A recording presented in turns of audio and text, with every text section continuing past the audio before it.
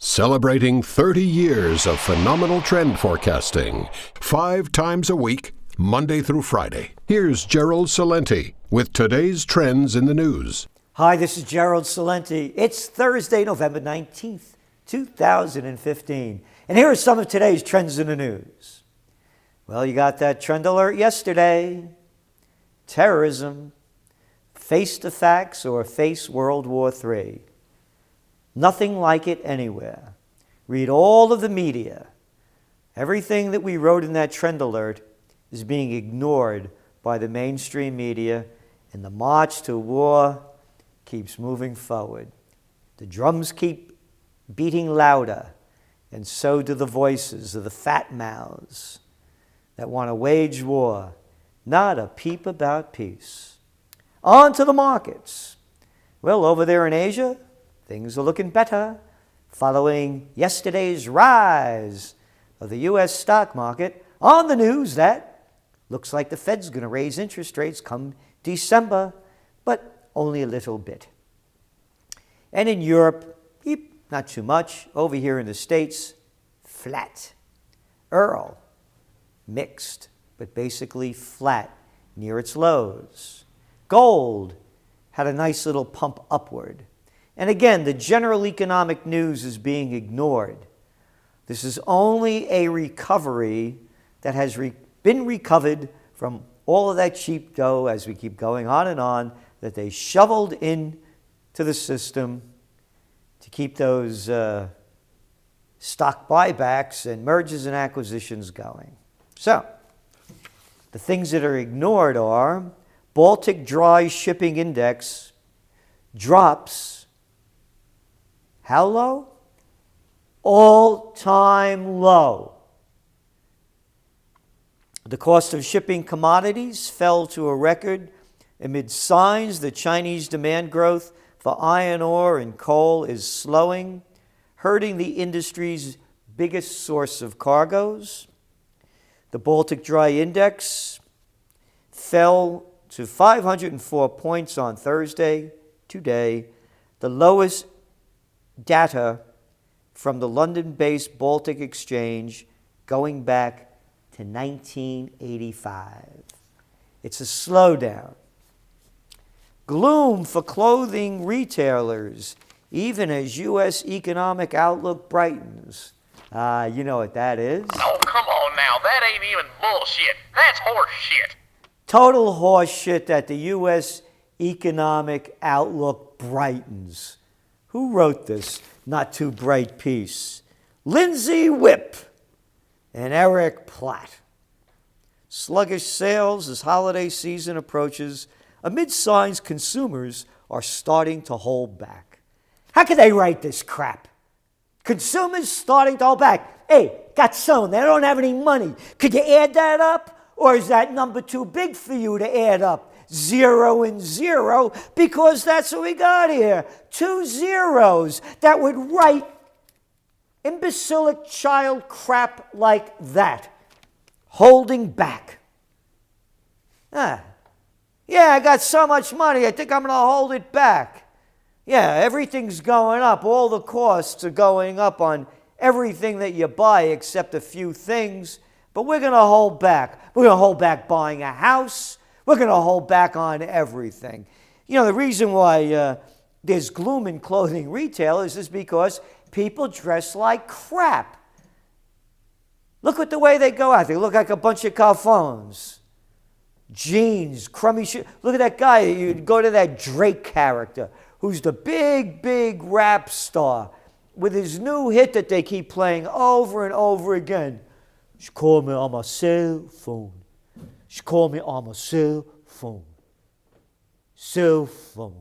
Look at this guy. He got crappy boots on, jeans. There's no style. Maybe that's why retail clothing is going down. Look at the way the people go out. Now they're holding back. And on to other economic news.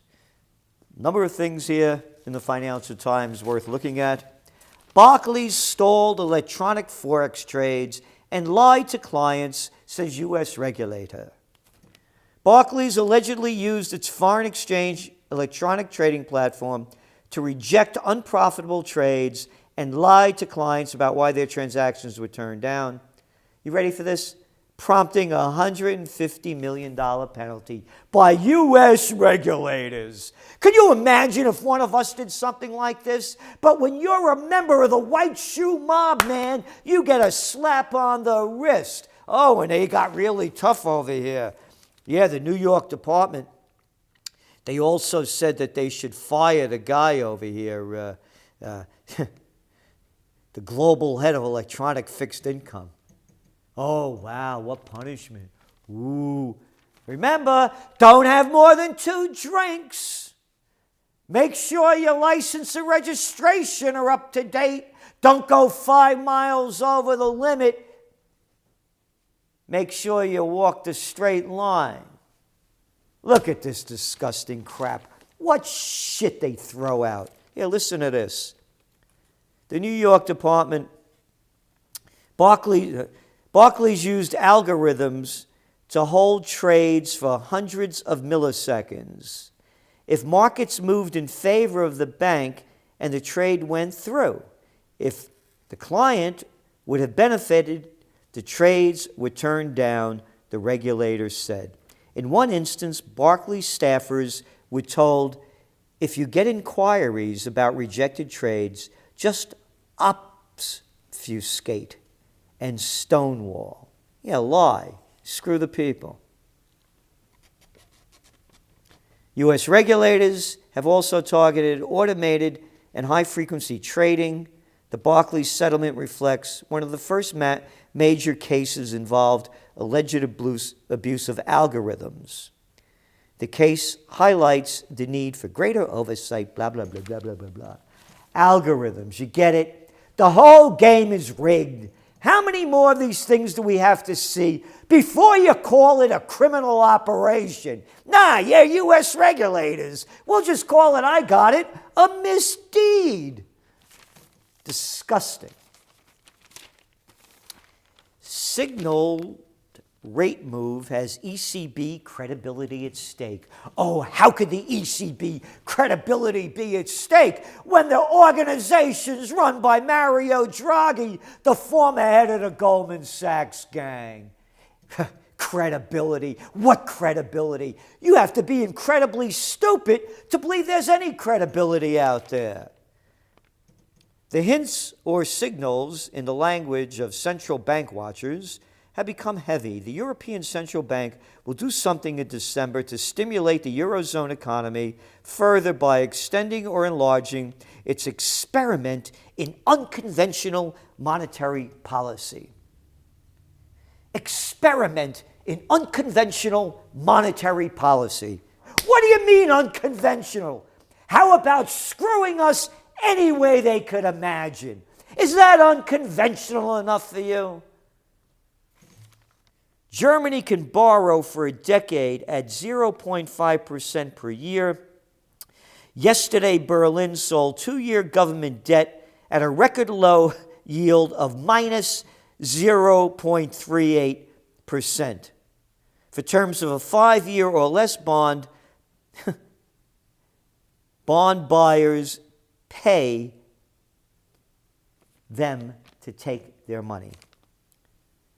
Italy and Spain, the largest members of the peripheral Europe, pay under 2% a year on 10-year bonds. That's even less than the U.S. government.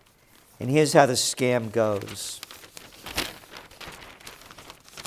ECB ready to delve deeper into negative rates. A move is seen as one of the most effective means of weakening the euro against the dollar. They actually write this. Oh, that's great. Really weaken that euro against the dollar so all the people have to pay more for everything that they buy. And it gets better. As the U.S. Federal Reserve is expected to raise its benchmark rate next month, a weaker euro would improve trading conditions for exporters and make life easier for the ECB as it tries to increase inflation towards its target of just 2% by raising the price of imported goods. Could you believe this stupidity?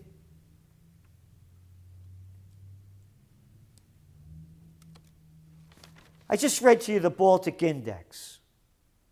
By weakening the euro, you're not going to sell more things. Look at the numbers coming in. Look at the wage declines. But they're putting out this big lie because it's a fraud. And they're just keeping this Ponzi scheme going, and they'll make up any story to do it. Policymakers. How about a bunch of assholes in control? Whether it's in the Fed or whether it's in the governments.